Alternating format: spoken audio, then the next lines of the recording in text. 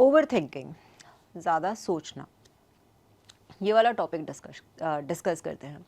So over thinking, मैं इसको पहले साइंटिफिकली ब्रेक डाउन करती हूँ। ओवर थिंकिंग साइंटिफिकली क्या होता है, आपके जो न्यूरोट्रांसमीटर्स हैं, आपका जो नर्वस सिस्टम है वो ओवर फायर कर रहा है। वो ओवर फायर कैसे कर रहा है, हमारे 5 सेंसेस होते हैं। 5 सेंसेस में से आपका 1 या 2 सेंस है जो काम नहीं कर रहा है, ठीक है। बाकी के 3 वो 2 की जगह भी काम कर रहे हैं। तो अब इसमें प्रॉब्लम क्या आ जाता है, एनकोडिंग और डिकोडिंग का प्रॉब्लम आ जाता है। आपका जो टेक्टाइल सेंसेशन है वो आँखों का भी काम कर रहा है, या कभी कभी आँखों का जो सेंसेशन है वो आपके कानों का भी काम कर रहा है। तो इसमें ओवरलोड हो जाता है आपके सेंसरी इनपुट का, which leads to overthinking, ठीक है। अब ये जो सेंसरी ओवरलोड होता है, इसको लोग मिसअंडरस्टैंड करते हैं ओवर थिंकिंग से। अगर ये चीज़ आपके साथ हो रही है तो इसको आप सॉर्ट आउट कैसे करेंगे, इसको सिंपल करिए थोड़ा सा। आपके जो 5 सेंसेस हैं, पहले तो आप ये समझिए कि आपके 5 सेंसेस है कौन से, ठीक है। आपका नाक, टंग एंड आपकी स्किन, ठीक है। ये आपके 5 सेंस ऑर्गन्स है। इसको सॉर्ट आउट करिए। कैसे सॉर्ट आउट करना है, जो आपका 24 आवर्स है उसमें आप अपने इन सेंसेस को बैलेंस करिए। कैसे बैलेंस करना है, पैरों का इस्तेमाल करिए, आँखों का इस्तेमाल करिए, कानों का इस्तेमाल करिए, बाहर जाइए, नोज़ का इस्तेमाल करिए।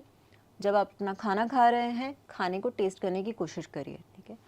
धीरे धीरे 24 आवर्स में आप अपने 5 सेंसेस को बैलेंस कर सकते हैं। जैसे ही आपके 5 सेंसेस बैलेंस हो गए, आप देखेंगे कि आपका जो ओवर थिंकिंग है वो अपने आप रिड्यूस हो जाएगा, ठीक है। बिकॉज वो फर्स्ट जो बेसिक रीज़न होता है ओवर थिंकिंग नहीं होती है, वो सेंसरी ओवरलोड होता है।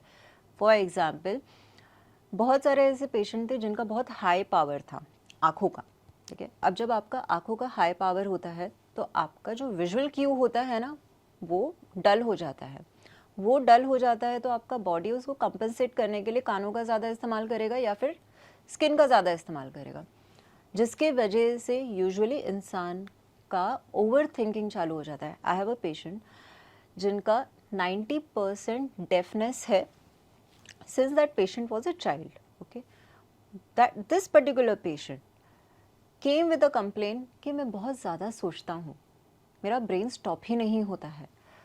ऑन फर्दर इंक्वायरी जब मैंने उनको पूछा आपको ड्रीम्स आते हैं, सपने आते हैं, सपने नहीं आते हैं, विच इज़ स्ट्रेंज, राइट।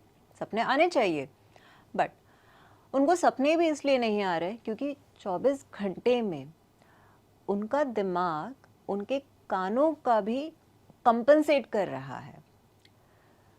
तो ये जो क्यू है उनका ओवर थिंकिंग इंक्रीज हुआ। ओवर थिंकिंग इंक्रीज होता है तो आपका REM, that is rapid eye movement stage, भी रिड्यूस होता है, ठीक है। सिंपल कर दिया इसको। सो आप अपने 5 सेंसेस को बैलेंस करिए, आपका ओवर थिंकिंग रिड्यूस होगा।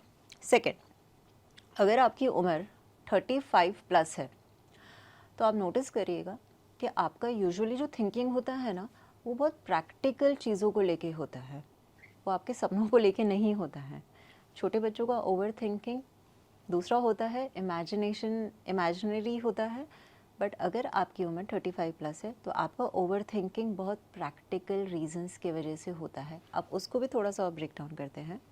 60% आपके जो इश्यूज़ होंगे वो सोसाइटी की वजह से होंगे, ठीक है। वो ओवर थिंकिंग नहीं होता है, वो ओवर कंसर्न होता है। 60% इश्यूज़ आपके होंगे टैक्सेस को लेके, सेल्फ इमेज को लेके, रेपुटेशन को लेके, अपनी हेल्थ को लेके, अपने रिलेशनशिप्स को लेके, अपना सोशल सर्कल को लेके, इफ़ यू आर 35 प्लस। अब इसका आप क्या करेंगे, रातों रात जो भी आपके कंसर्न होंगे, प्रैक्टिकल कंसर्न, वो नहीं जाने वाले हैं। सो इसमें आपको एक्चुअली फर्स्ट स्टेप होता है खुद से दोस्ती करना। अब वो कैसे करेंगे, उसके लिए बहुत सिंपल है, इट्स बहुत सिंपल है। वो रात को सोने से पहले आपको जो भी सोचना है सोचिए, पर 3 मिनट से ज़्यादा नहीं। मैं 3 मिनट इसलिए बोल रही हूँ बिकॉज 3 मिनट के बाद आपका जो पूरा का पूरा बॉडी का न्यूरोकेमिकल होता है वो बदल जाता है। सो जैसे ही आपने रात को आपने एक डिसिप्लिन सेट कर दिया कि मैं रात को सोने से पहले पूरी दुनिया के बारे में सोचूंगा, मैं सबके बारे में सोचूंगा, मेरी सारी प्रैक्टिकल कंसर्न्स, प्रैक्टिकल डिफ़िकल्टीज़ के बारे में सोचूंगा कि मेरे बैंक अकाउंट में सिर्फ 10 रुपये पड़े हैं, या फिर मेरा कोई बिजनेस लॉस होने वाला है, मेरा रिलेशनशिप काम नहीं कर रहा है, उसकी गर्लफ्रेंड मेरी गर्लफ्रेंड से ज़्यादा अच्छी है, या फिर मेरा हस्बैंड इतना मोटा क्यों है। ये जो आपकी प्रैक्टिकल डिफ़िकल्टीज़ है, आप डिसिप्लिन सेट करिए कि रात को सोने से पहले आप सोचेंगे, पर 3 मिनट से ज़्यादा नहीं। जैसे ही 3 मिनट ख़त्म हुए, आपको अपनी बॉडी में आना है। 5 सेंसेस, जैसे ही आप अपनी बॉडी में आएंगे, आप देखेंगे कि आपका ओवर थिंकिंग रिड्यूस हुआ है। पर जैसे ही वो रिड्यूस होगा, आपका इंस्टाग्राम, फेसबुक स्क्रोलिंग शुरू होगा। करिए, कोई प्रॉब्लम नहीं है, बट कंटेंट आप सिलेक्ट करिए। मेक श्योर कि एल्गोरिदम आपको नहीं चला रहा है, आप एल्गोरिदम को चला रहे हैं।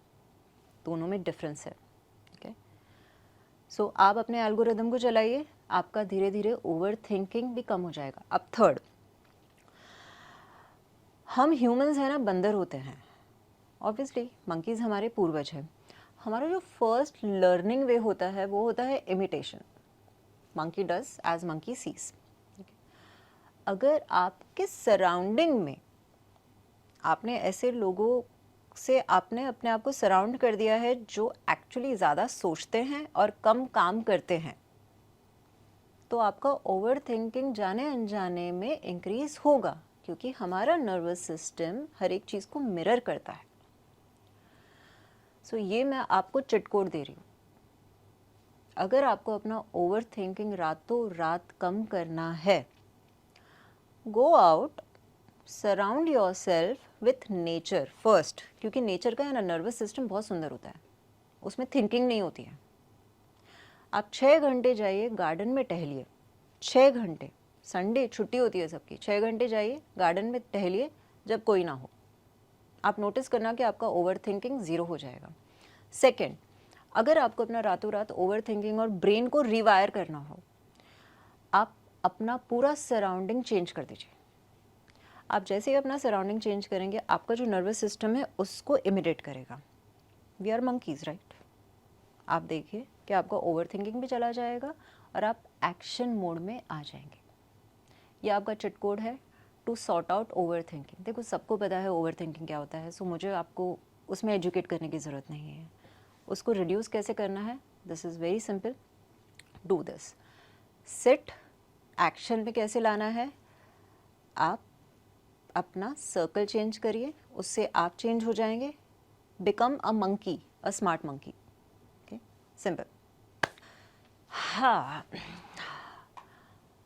आज हम बात करते हैं what is normal, what is abnormal. इसको हिंदी में क्या बोलते हैं मुझे एग्जैक्टली नहीं पता। ये बहुत इम्पॉर्टेंट टॉपिक है।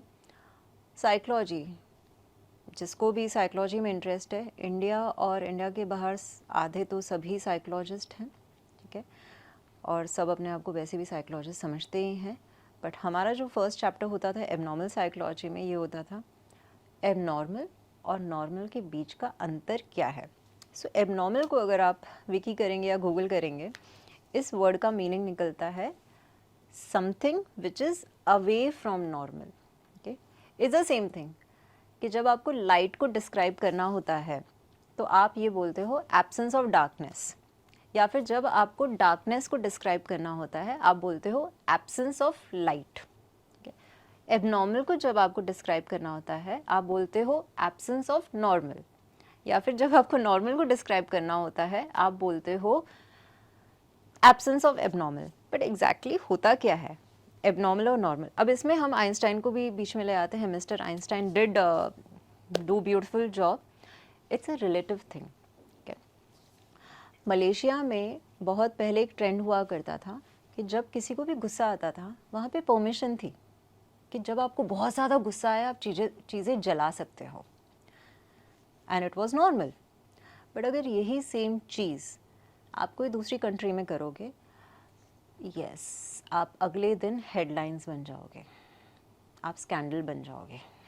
तो जो चीज़ कहीं पे नॉर्मल होती है वही सेम चीज़ कहीं पे एबनॉर्मल हो जाती है। इसको और थोड़ा सा गहराई में उतरते हैं। कोई भी चीज़ या कोई भी एक्शन जब आप किसी को हर्ट करते हो, that is actually abnormal. Example, जब पहले एग्रीकल्चर नहीं था तो इंसानों को बाहर जाके शिकार करना पड़ता था खाने के लिए, एंड वाइस वर्सा जानवरों को भी सेम करना पड़ता है, ठीक है। जब भूख लगती है उनको शिकार करना पड़ता है, दैट इज़ नॉर्मल। बट अगर वही सेम चीज़ आप तब कर रहे हो जब पेट भरा हुआ है, ज़रूरत नहीं है करने की, बट आप मज़े के लिए कर रहे हो, दैट बिकम्स एबनॉर्मल। क्यों? क्योंकि वहाँ पे आप किसी को हर्ट करने के लिए कोई चीज़ कर रहे हो। दिस इज़ द रीज़न कि हंटिंग गॉट बैंड, बिकॉज वो हो गया एबनॉर्मल। जब तक हंटिंग का एक पर्पस था, हाँ आप जिंदा रहने के लिए कर रहे हो, पर जब आपके पास खाना आ गया, सब कुछ आ गया, और तब भी आप वो चीज़ कंटिन्यू कर रहे हो, तो वो चीज़ एबनॉर्मल हो जाती है। So this is known as relativity. Time, जो वक्त होता है, वो बहुत रिलेटिव कंसेप्ट होता है। जब तक एक छोटा बच्चा होता है, उसको ABCD लिखनी नहीं आती है, वो ABCD लिख रहा है, प्रैक्टिस कर रहा है, प्रैक्टिस कर रहा है। वो आपको आके 20 बार पूछता है कि मुझे ये बताओ, नॉर्मल। पर अगर ABCD लिखनी आ चुकी है और फिर से वही बच्चा अगर बार बार आके पूछ रहा है, तो that becomes abnormal. And abnormal का मतलब ये नहीं कि वो इंसान गलत है, बट कुछ तो ग्लिच हुआ है जिसको आपको सॉर्ट आउट कर। अब एबनॉर्मल और नॉर्मल को हम इस तरीके से समझते हैं, हीरो और विलन में जो अंतर होता है, हीरो भी कभी कभी बहुत सारी ऐसी चीज़ें करता है जो विलन करता है, बट अंतर ये होता है कि वो जब वो चीज़ करता है तो भी उसको खुशी नहीं होती है, उसमें वो सैडिस्टिक प्लेजर नहीं आ रहा होता है। उसको पता है, अर्जुन, जब अर्जुन युद्ध भूमि पे था, उसने जितनी भी हत्याएं की या करनी पड़ी, उसको बुरा लग रहा था, वो ड्यूटी बाउंड था, वो ड्यूटी बाउंड में भी उसको मज़ा नहीं आ रहा था, दैट इज़ नॉर्मल। बट एक जो विलन होता है, जोकर, ठीक है, जोकर भी बहुत सारी चीज़ें अपने ट्रॉमा को रेक्टिफाई करने के लिए कर रहा था, पर वो एबनॉर्मल कब हो गया? जब उसको उसमें मज़ा आने लगा। ठीक है, इसको सिंपल करते हैं, किसी और को पेन दे के या खुद को पेन दे के आपको मज़ा आए, एबनॉर्मल। आप बैठिए, इसके बारे में सोचिए, आप इस कंसेप्ट को जस्टिफाई नहीं कर पाओगे। आप कुछ भी कह लो, आप ना इस कंसेप्ट को रिवेंज से जस्टिफाई कर पाओगे, क्योंकि आप नोटिस करिएगा जितनी बार रिवेंज सीन में आया है, मूवीज़ देख लीजिए, just to feel that emotion, आप देखना कि उसके बाद मूवी ख़त्म हुई, रिवेंज आपने देखा, फिर भी एक बार आपको ये फीलिंग आई कि यार वो उस चीज़ को जाने दे सकता था। There is this movie of Sridevi ji, Mom movie, where she takes the revenge of her daughter's death. But आप नोटिस करिएगा, every time she was taking the revenge, she was not smiling. She knew कि मुझे ये करना ज़रूरी है, but उससे उनको खुशी नहीं मिल रही थी, and that made her human. So अगर that made her human, this is what differentiate between what is normal and abnormal. Sanity और इंसैनिटी के बीच की जो थिन लाइन है वो ये है, अगर आपको दर्द में मज़ा आए, किसी और का हो या खुद का हो, टेक अ मोमेंट, थिंक। मैं बहुत लेस कॉमन मूवी का एग्जांपल दूंगी, सरकार 2 या सरकार 1, एग्जैक्टली आई डोंट रिमेंबर, जिसमें Abhishek Bachchan kills his own brother, and वो मूवी में आप देखिएगा, जाके देखिए, वो मूवी में आप देखिएगा, जब तक उसने ये चीज़ नहीं की होती है वो बहुत ही ह्यूमन होता है। जैसे उसने ये स्टेप उठाया, आप देखना उसका पूरा का पूरा पर्सनैलिटी शिफ्ट हो जाता है, बिकॉज उसमें वो सेंस ऑफ पावर आ जाता है। एंड आप वो मूवी को देखेंगे तो आपको लगेगा यार ये ज़रूरी नहीं था, और वो चलो ज़रूरी भी था बिकॉज महाभारत भी हुई है, बट आप देखना कि उसमें वो जो सेंस ऑफ पावर आता है दैट मेक्स हिम एबनॉर्मल। जब उसको खुशी होने लगती है, जब सो this is the difference between normal and abnormal. थोड़ा इंटेंस हो गया बट या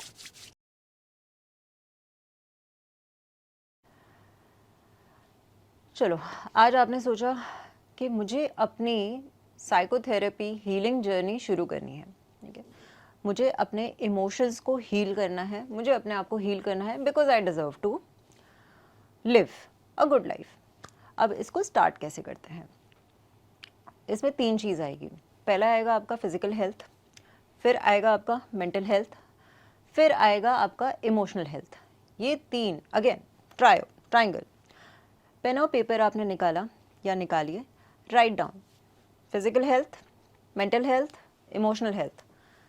इस कॉलम में आप लिखिए एज, जेंडर एंड आपका बर्थ ऑर्डर, कि आपके कितने भाई बहन हैं। ये 3 चीज़ आपने लिख दी। फिर उसके बाद फर्स्ट फैक्टर फिजिकल हेल्थ। जैसे ही आपने डिसाइड किया कि मुझे अपनी हीलिंग जर्नी स्टार्ट करनी है, मुझे अपने आप को अब अपग्रेड करना है, मुझे अपने ट्रॉमास को हील करना है, even if you don't have psychotherapist, it's okay, and finances are a important factor. So by that time आप ये वाली प्लेलिस्ट यूज़ कर लीजिए या रीड मत करिए, ठीक है। हीलिंग जर्नी जब आपको शुरू करनी होती है, आपका यूजुअली फर्स्ट जो होता है वो आपका सुनना होता है, यू लिसन। उसके पीछे के साइंटिफिक रीजंस होते हैं, वो हम बाद में बात करेंगे। फिजिकल हेल्थ फर्स्ट इज़, आपको अपने फिजिकल हेल्थ को सॉर्ट आउट करना है। कैसे सॉर्ट आउट करना है? सिंपल। सबको पता है कि हमें 8 घंटे सोना चाहिए, हमें टाइम टू टाइम खाना चाहिए, हमें 2 बार नहाना चाहिए। अगर आपकी ये रूटीन में गड़बड़ है, पहले आप इस फाउंडेशन को क्लियर करिए, ठीक है। उसके बाद आप अपने इंटेलेक्चुअलाइजेशन पे फोकस करिएगा। देखिए, फाउंडेशन पे काम करना सबसे डिफ़िकल्ट होता है, क्योंकि फाउंडेशन इतना बेसिक होता है कि सब उसको बहुत लाइटली लेते हैं, हल्के में लेते हैं, पर वही एक चीज़ है जो इन दी एंड काम आती है, ठीक है। सो आपने अपना फिजिकल हेल्थ को सॉर्ट आउट कर लिया। नाउ सेकंड आता है आपका मेंटल हेल्थ। मेंटल हेल्थ, इसके भी बहुत बेसिक्स क्लियर हैं। इसमें आपको याद रहना चाहिए कि ओह, 1.5 घंटे बाद मेरा खाने का टाइम है। 1, ओह, मैंने आज डिसाइड किया था कि मैं 11 बजे से पहले सो जाऊंगा या सो जाऊंगी, ठीक है। ओह, 6 बज गए, सनराइज हो गया, मुझे उठना है। That is known as your mental alignment with your physical needs. आपको अपना रिलेशनशिप सॉर्ट आउट करना है आपकी फिजिकल बॉडी के साथ और आपके मेंटल डिसीजंस के साथ।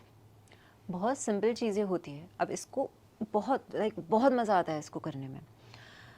जब आप अपना सेकंड वाला पार्ट शुरू करेंगे, इसको बैलेंस करने के लिए रात को डिसाइड करके सोइए कि कल सुबह मुझे ये पहनना है, and be firm with yourself कि सुबह उठ के मुझे ये पहनना है। आप उसको तैयार करके सोइए। फिर उसके बाद डिसाइड करिए कि आज मैं 6 लीटर पानी पीऊँगा या पीऊँगी। Stick to it.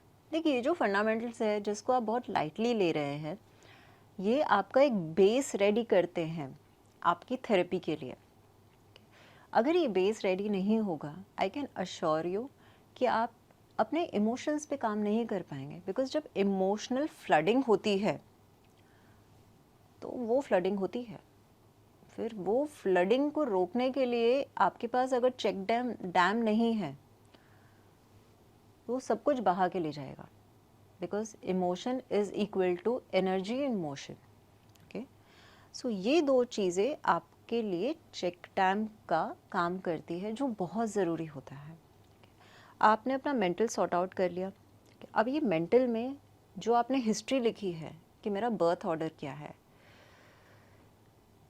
अगर आप घर में सबसे छोटे हैं ना, तो आपको अपना सेकंड पार्ट सॉर्ट आउट करने में बहुत मेहनत लगेगी, क्योंकि आपकी नहीं चलती होगी। ठीक है, आपको वही खाना खाना है जो घर में बना है। आपके रिसोर्सेज जब तक आप तक पहुंचते हैं वो थोड़े से डिप्लीट हो जाते हैं। ठीक है, उसमें आपको थोड़ी ज़्यादा मेहनत करनी पड़ेगी, बट अगर आप घर में सबसे छोटे हैं तो मेहनत करने की तो वैसे ही आदत पड़ चुकी होगी, so might as well go with it. और अगर आप मिडिल चाइल्ड हैं या थे, तो आपका जो कन्फ्यूजन मीटर होगा ना, वो बहुत ज़्यादा हाई होगा। सो कन्फ्यूजन मीटर में आप पीएचडी कर चुके हो, तो उसमें सॉर्ट आउट करने के लिए, उस कन्फ्यूजन मीटर को स्टॉप करने के लिए मैं आपको एक चिट कोड दे देती हूँ। आप जितना ज़्यादा अपनी बॉडी पे काम करोगे ना, आपका कन्फ्यूजन मीटर उतना बैलेंस में रहेगा। और अगर आप घर में सबसे बड़े थे या हो, तो आप अपनी बॉडी पे इतना काम कर चुके होगे, आप इतने डिसिप्लिन्ड होगे कि आपको जो सेकंड वाला भी फैक्टर होगा वो भी आपका एकदम सॉर्टेड आउट होगा। तो आपका जो आपका इमोशनल क्वोशंट होगा, आपको उसे सॉर्ट आउट करना पड़ेगा। अब वो कैसे? Keep on watching the video. ये आपने सॉर्ट आउट कर लिया। अब जो आता है थर्ड, आपकी ट्रॉमा इन्फॉर्म में जो थर्ड पार्ट होता है इमोशंस वाला, वो थोड़ा सा डिफ़िकल्ट होता है उसको बैलेंस करने के लिए। उसके लिए आपको बैठना सीखना पड़ता है। उसको स्टार्ट करने के लिए there are list of movies which will come on your screen. ये लिस्ट ऑफ मूवीज़ आप देखिए, रिपीट पे देखिए। ठीक है, वो लिस्ट ऑफ मूवीज़ में जो भी आपको इमोशंस फील हो रहे होंगे, आजकल टेक्नोलॉजी अच्छी आ गई है, उसको पॉज करिए। ठीक है, वो इमोशंस को फील करिए। देखिए, life is about feel it to heal it,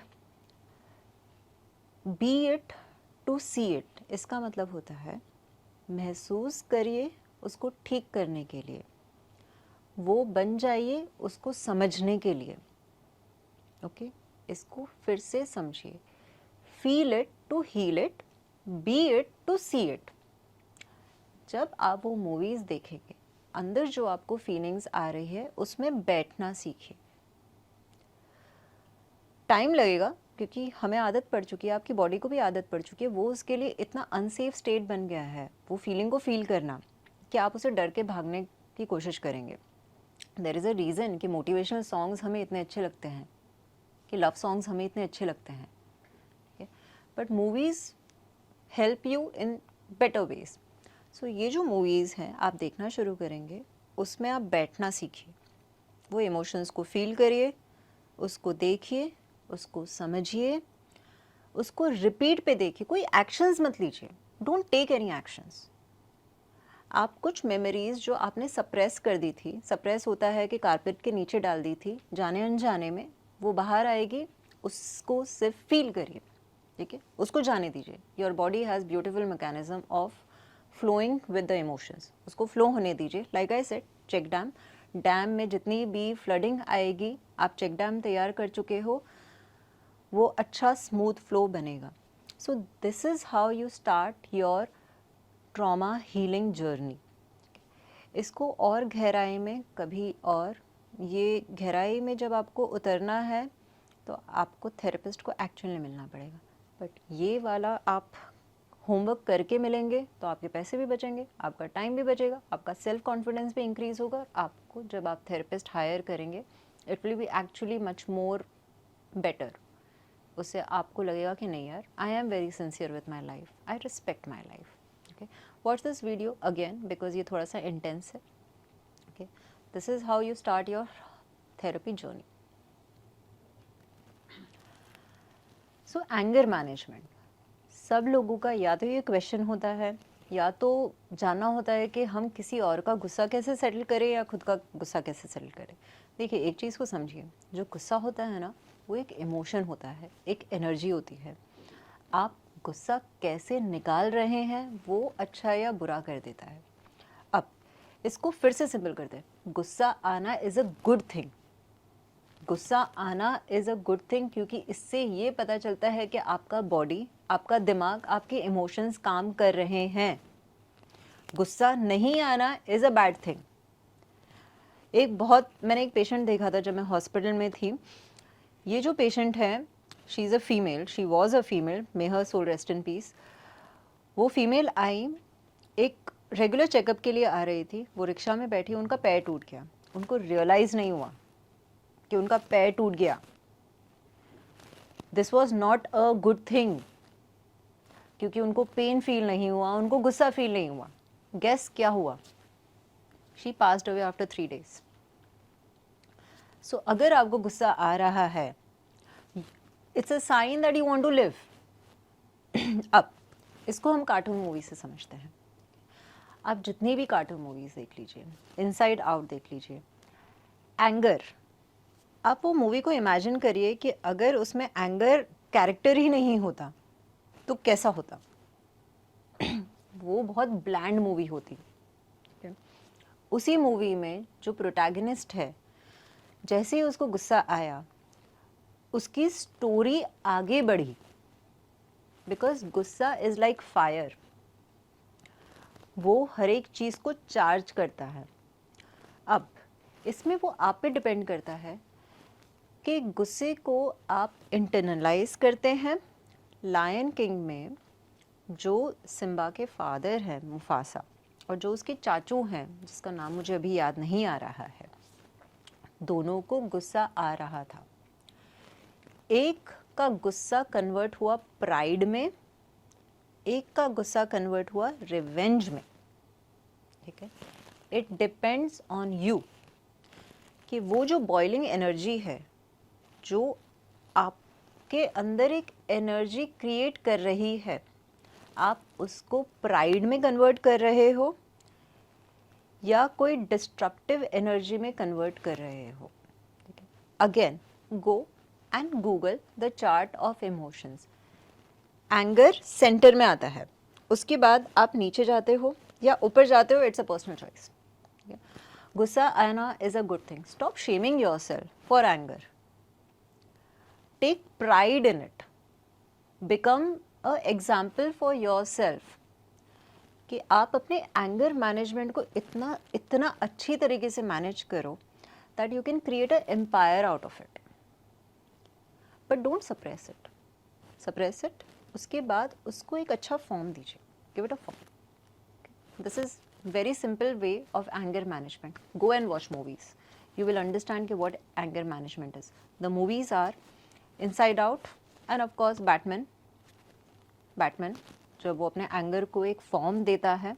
These are two movies you can watch.